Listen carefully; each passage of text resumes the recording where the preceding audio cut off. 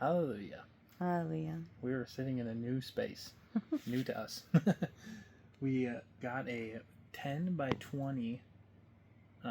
It's 8 feet tall, or I think it's 10 feet tall, but we lifted it up 32 inches with these logs you see here.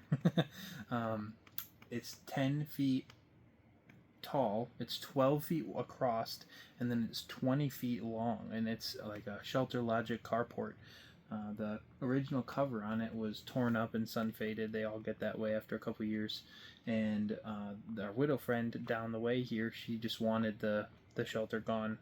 She just said we could cut it up and take it in for scrap and just keep the money and just clean it up for her. One of the neighboring widows. Yeah, and so I was thinking we really need a big workshop area to do all the staining and the stuff for the boards that we've got. Especially we've had a lot of rain. Yep, yeah, it's been rainy, and even if it's not rainy all the time, eventually it rains, and so you can't have like boards that you're staining and sealing outside, and then it rains and wrecks your finish on it. So we've got a lot of barn boards that we have to strip and seal. We've got all of our strapping has to be sealed for the new bus, so we need a covered workspace for that. And this was a perfect free structure. And so like it even had all these boards that you see right here going across the length of the ground as it sat on the ground. So it was perfect for us just to lift it up, and we ended up we looked at getting a replacement cover for it, and that was $700 before shipping or tax or anything. So they're really expensive. So what we did is we bought because we lifted it up 32 inches, it's a little over 5 feet, we lifted it up. We did some measurements, and we needed a 30 foot tarp, and to find a 30 foot by 20 foot tarp is really hard. And then when you're buying tarps, a lot of times it'll say it's 20 feet, and it's really like 19 foot 6. And they don't really tell you that until you get it. So we ended up buying a 30 foot by 30 foot tarp. Super, super cheap. The size is just cheaper even than a 30 by 20, and with the tarps being shorter than they say, it worked out perfect. And what we did is we just folded the slack back over on itself, and we still have to tighten everything up. This is just the the first little bit of us getting we literally just got done. Yeah, it's we're like sweating like crazy. It's 10:45 at night. But we got the tarp on, and it's good enough for the night, and tomorrow we'll get it fully tightened up and everything. But it's a huge blessing for us. And we wanted to record it, but it was one of those things where then you got to get the camera and get everything. But we didn't think about it until after we were done. Yeah. Then we're like, we should have probably recorded that whole thing. It would have been good footage, and we laughed a lot and had fun. And it's a lot of work too, especially since the heat index is 113 today, I think. Yeah. Crazy. And right now it's like the heat index is cooled off to 90 degrees. Yeah. So. It's still very humid. Yeah. It's been like 95% humidity all Thankfully, day though, long. Alex was smart and got a white one, and then that will reflect a lot of the heat of the summer as well. And it also makes it brighter in here as you look around, because the one light that we have is not very bright. Yeah. It's just a battery light, but it's reflected by all of the white, and it really will stop it from wearing down over time too. Because it's reflecting, it's not the UV. It's low UV, like. It's a heavy duty tarp too. We felt the difference between the blue one that we had over it temporarily. Yeah. And it's a big difference. The weave is like this completely is a different. 10 millimeter thickness, they say. No, not 10 millimeters. 10 mil. That's what it is. And I think those ones are 4. The blue ones are like 4 mil, and this is 10 mil, so it's pretty thick. Yeah. You want to tell them how we put it on? You want to? Yeah. Should I? Let's flip the camera on and I can look at it. All right, so we'll give you a look at the frame first. So it's just an arched frame. It's mostly to like drive a car underneath. It's kind of like a carport, or you can put a lawnmower. It's just a portable shed kind of a thing. Yeah, I saw people on. You can show me. Yeah. I saw people on Marketplace saying like putting it up as like just garage. Yeah.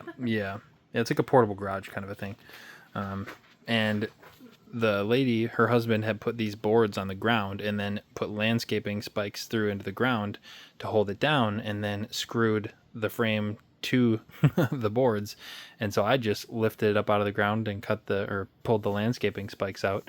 And then I actually put this whole frame with no tarp on it on top of our old bus.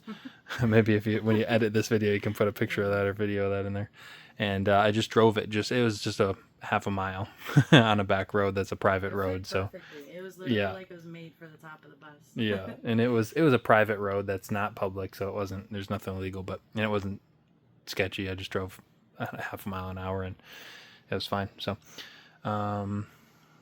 yeah. But then, so what we did is we took that frame, and I cut these.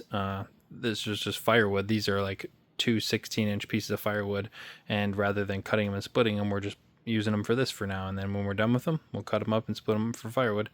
But it's holding it 32 inches higher off the ground, which, funny enough, what's 32 inches? The bus is taller 32 inches than our old Yeah, bus. the new bus is 32 inches taller than our old bus. We did a 28-inch roof raise, and I was listening to your video the other day. It's actually 28 and a 16th. Yeah, it's just a little bit bigger than 28, but it's the same roof raise height as we did from our old bus to our new bus. So I didn't plan that, but that's how it worked out. So we had... It was just a confirmation Yeah, sign, yeah, those things. yeah. But so we lifted it up 32 inches everywhere, wherever it needed, and there's no snow load, so it's not a worry to have there not be a board there or log. So yeah, we lifted it up, and then what we did is the tarp came in this little box here. It's not that big, and so it was all folded up nicely. And what we did is we just had a nice outdoor rug out there so it didn't get dirty, and we put the tarp on the rug and we just pulled it up and over with a rope, and then once it was up and over the structure, we unfolded it. Blue tarp up there. Yeah. First, Yep. So it helped us get it over.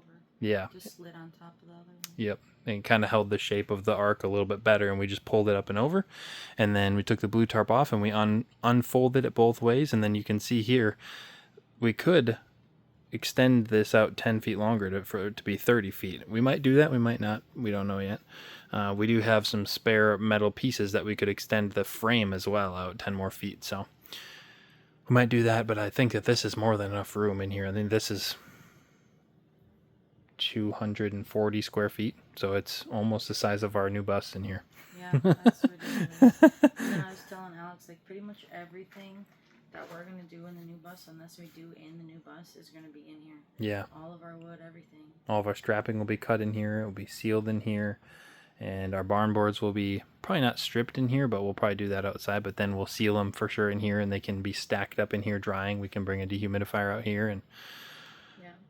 And then another thing is, once we got it over and opened it up, then we just decided to pull that edge under. Yeah. And it worked perfectly because Alex just lifted up these big logs, and I just pulled it underneath the whole way. Yep. So we just tuck the tarp underneath, and I think we'll eventually put a 2x4 underneath the logs and then along the back of the tarp to make it so it doesn't want to tear on those logs if there's any wind blowing and pulling on the tarp at all. But yeah, it worked out really good. We got it centered on the top, and then we just used these. You can't really see them right now, but there's two seam lines, and we got the two seam lines centered on the center of the top, and then we just pulled the edges over. And we're thinking that we're probably going to have to get a bug zapper in here, though. Yeah. Because they're coming in. Yeah, we have some moths around here that the size of small birds. They're called sphinx moths. If you want to look them up, they're huge. Mm. We saw them for the first time this year.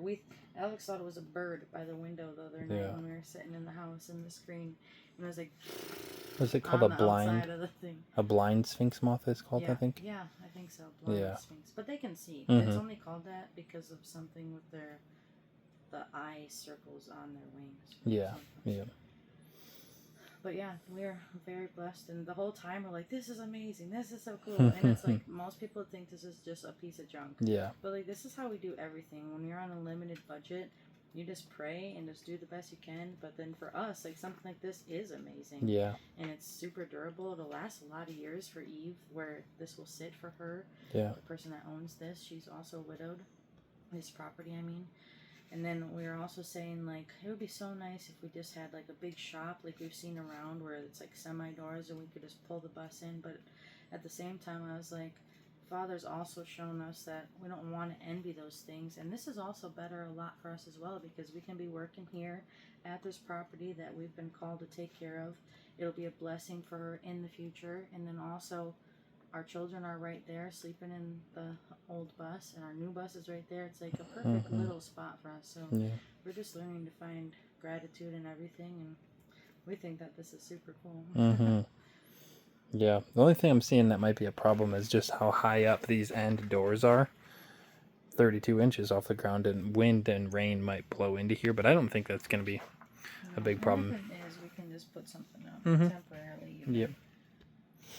We solve it as it goes. Yeah. We always make it work. Mm-hmm. Flip this back around. Yeah, but that's the story of our new workspace. From now on, we'll try to record it. Yeah, it cost us $100 and some labor. Yeah. We just had to get it from where it was and bring it here and get it set up and get this tarp on. The tarp was the $100. What was it, $91 what the tarp was? So, which is way, way, way cheaper, a fraction of the price of what just a cover would have costed. Yeah. And this is more durable, and if it does need to be replaced in the future in a few years, then it's just another $100.